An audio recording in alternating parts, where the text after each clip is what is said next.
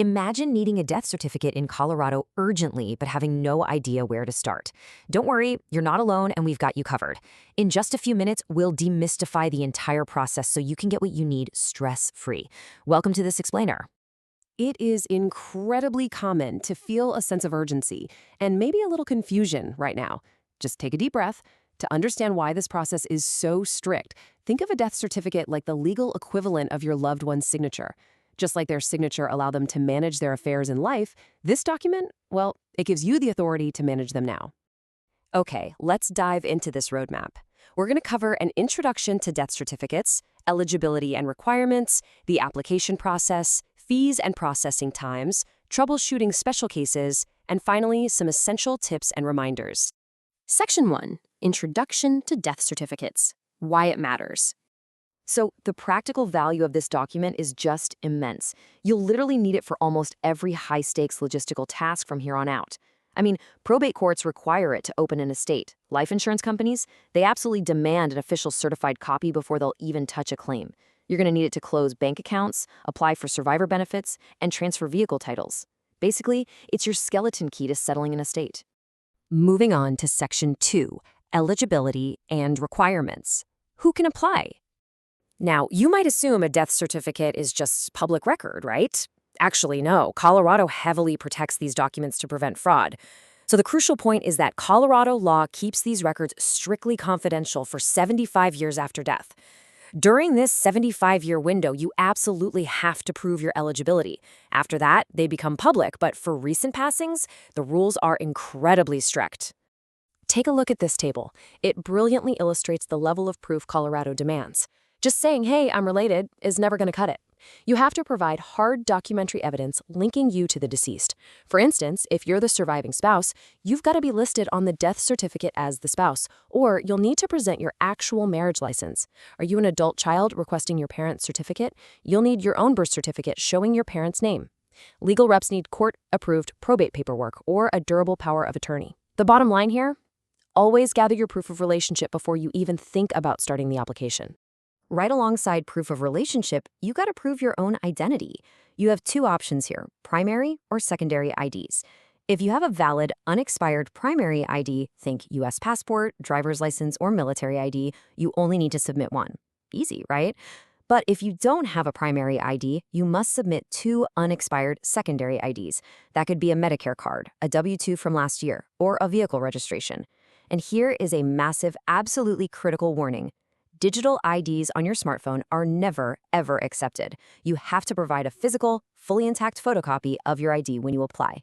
All right, Section 3, the application process, steps to apply. While the requirements are super strict, the actual mechanism of ordering is pretty straightforward. It all boils down to 3 simple steps. Step 1, gathering IDs and proof of relationship, is where, honestly, 90% of people make errors that cause frustrating delays.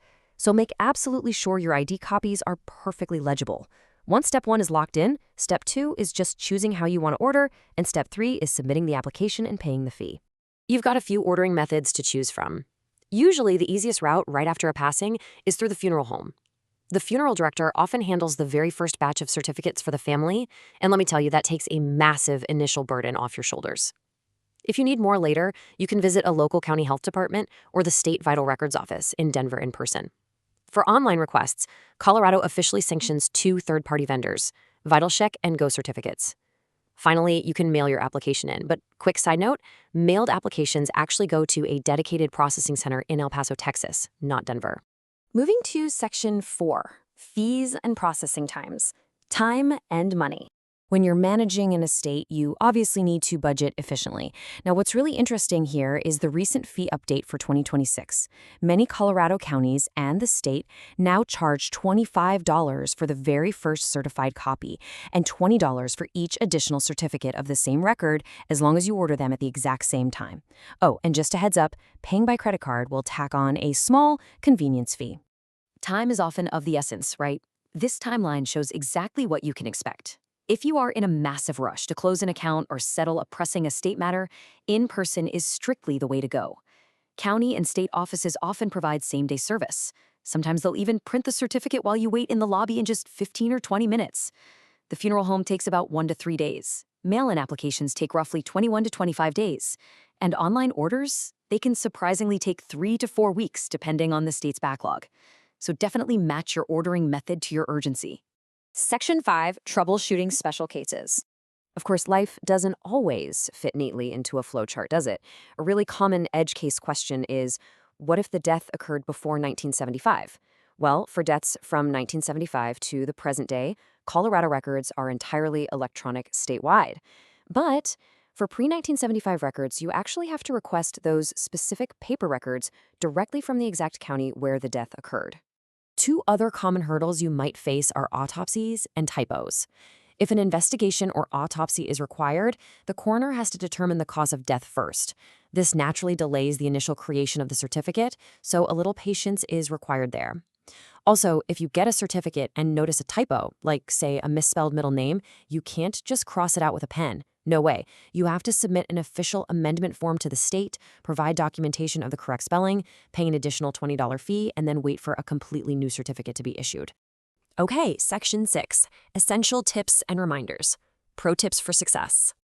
We are in the home stretch, so let's make sure you leave fully prepared.